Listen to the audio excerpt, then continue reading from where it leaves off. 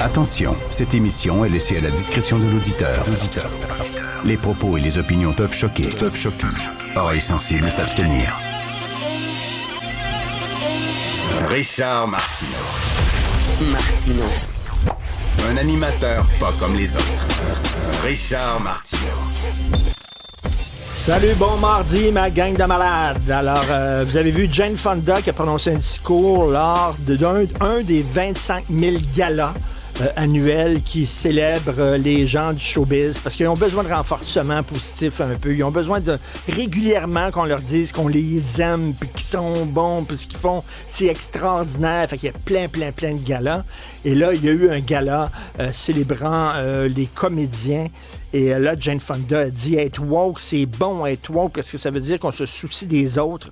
Les gens qui disent c'est Jane Fonda, c'est pas n'importe qui quand même. Là. Faut prendre ce qu'elle a dit là, au pied de la lettre, puis c'est important. Puis je viens vous rappeler, parce qu'il y a des gens qui n'ont pas de mémoire historique. Je viens vous rappeler que pendant la guerre du Vietnam, Jane Fonda, alors qu'il y avait des avions américains qui étaient descendus par des batteries anti-aériennes du Vietnam Nord. Alors, Jane Fonda, pour montrer qu'elle était ouverte et remplie de compassion, puis il faut s'aimer, kumbaya, elle est allée au Vietnam Nord, dans le nord du Vietnam, et elle s'est fait photographier en souriant, assise sur une batterie anti-aérienne, une des batteries dont se servaient les soldats du communisme vietnamien pour descendre les avions qui transportaient des compatriotes de Jane Fonda. Alors, ça avait détruit sa carrière. Les gens l'appelaient Hanoi Jane pour vous montrer à quel point elle a un manque de jugement. Donc, les gens qui prennent son discours sur les woke en disant c'est bien important, prenez ça avec une certaine pincette, mettons, parce que Jane Fonda, elle est connue pour dire un peu n'importe quoi. Alors, on revient sur sa clique et là, j'ouvre mon site du Journal de Montréal. Alors, écoutez ça. Fiasco sa clique en pleine campagne électorale, le conseil d'administration de la SAQ a caché les dépassements de coûts en raison d'un risque médiatique et politique élevé. Alors, en 2022, il y avait une campagne électorale. La CAQ se présentait. Le conseil d'administration de la SAQ savait qu'il y avait des dépassements de coûts épouvantables. Alors, ils ont décidé, eux autres, de le cacher à la population parce qu'il y aurait un risque médiatique et politique élevé. Parce que si jamais ça sortait en public pendant la campagne électorale, ben la CAQ peut-être aurait eu moins de votes et peut-être que la CAQ aurait même peut-être pu perdre les élections. Fait qu'ils ont dit, on va cacher ça. C'est-tu assez fort, ça?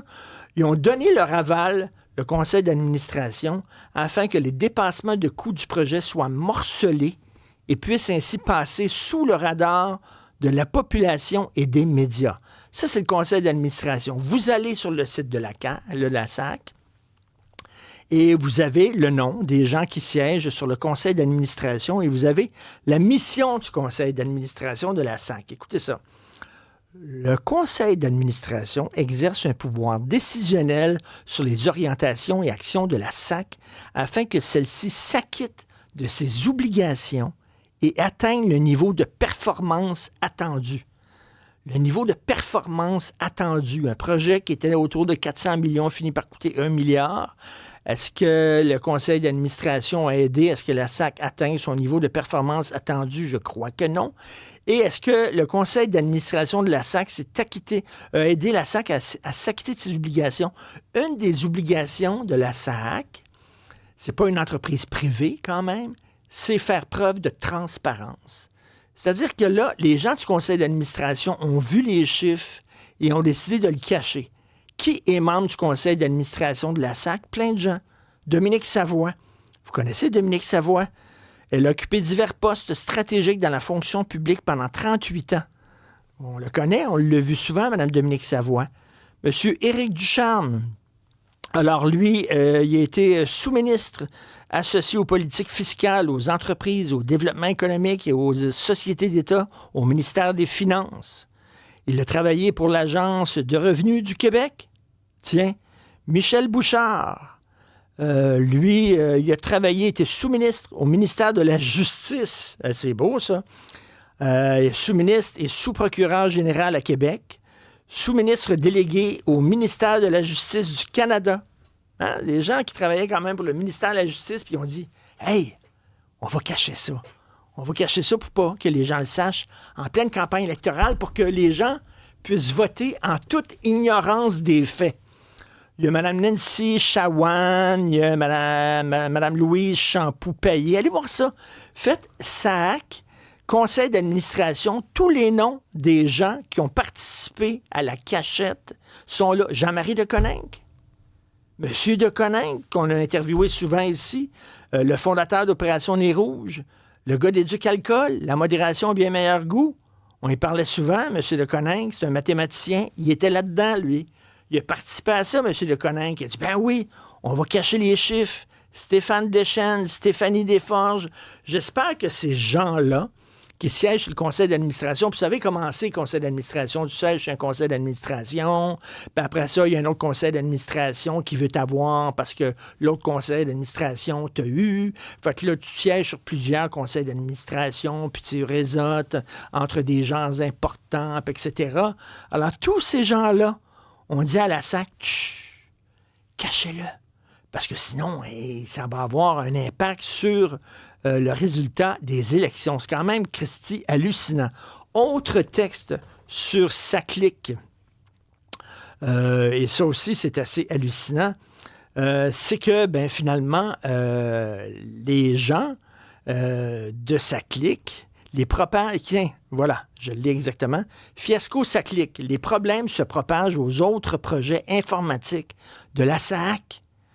Plus de la moitié des projets informatiques de la Société de l'assurance automobile du Québec ont déjà pris du retard 1 an après qu'une architecte de Saclic a été promue patronne de la direction numérique. Ça, c'est Nicolas Lachance, journaliste au journal. Je répète, là, une des architectes de Saclic, une des responsables de ce fiasco-là, de cette catastrophe-là, elle a été promue. Elle a eu une promotion, elle est devenue patronne de la direction numérique. Et ça, c'est comme un cancer, tu sais. Le métastase, les cellules cancéreuses étaient limitées à une certaine zone. On l'a mis boss. Fait que là, il y a eu des métastases partout. Et maintenant, c'est plein de projets numériques de la SAAC qui accusent des retards. Ça, c'est comme l'Église catholique, un peu, là.